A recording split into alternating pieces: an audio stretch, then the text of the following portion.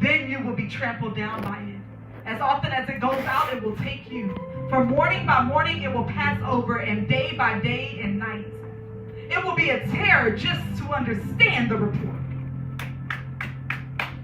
It will be a terror just to understand that I made it through. They're going to be tormented just to find out that I'm standing right here. Woo! My enemies don't like me just because I made it back to San Antonio. See, they still hate the report of the goodness of God over my life because it's not by my grace. Talk about it. It's not by my might. It's not by my power. By His Spirit. Yes. When I made it back, the people in this church left. When I made it back, those who once spoke evil of me passed away. Lord Jesus. When I made it back, everybody who had their name in my mouth suffered. Can't make it up. But the only way to have that kind of vengeance take over on the life of somebody is to place myself on a sure foundation. Some of y'all want the same purpose and promises that I have, but you're not willing to walk the same line that I walk. You want God to show up in your finances like He does for me, but you're not willing to walk the way that I walk. You want God to restore your family, but you're not willing to walk the way that I walk.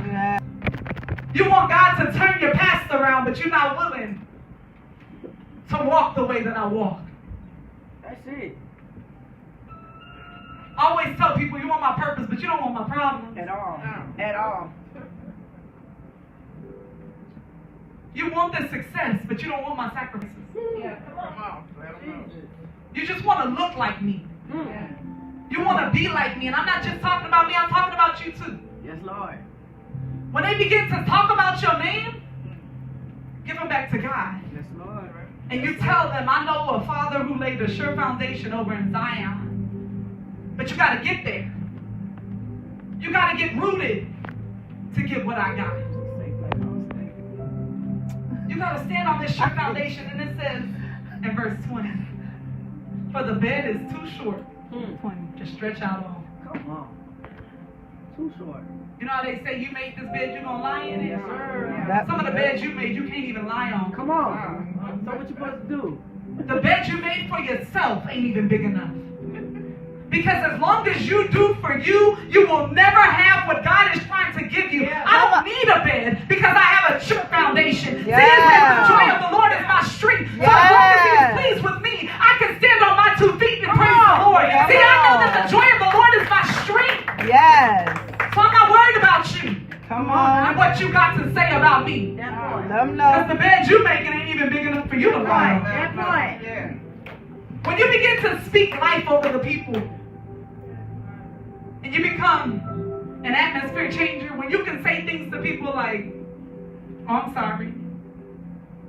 I can tell you how to get here, but I can't get here for you. Come on. I'm going to tell you today. I'm going to give you a word of prophecy. That bed you're making, it's not even going to be big enough for you to stretch out on. I don't care how you dress it up. I don't care what you do. God is trying to start a great work in you.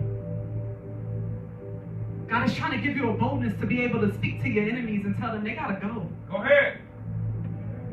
God is trying to give you stammering lips and a new tongue. Yeah. So that when they rise up against you, you can be like Jesus Christ. Where New man. but you just keep returning to your drunken ways. And the covering so narrow that you won't even.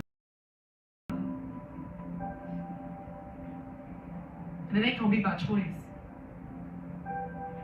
It's not gonna be like one of them cold nights where you got 1 foot in the blanket, 1 foot out. No, you're not gonna have an option.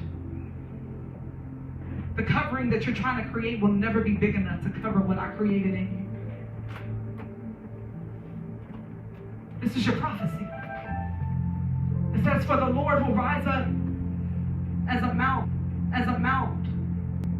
and He will be angry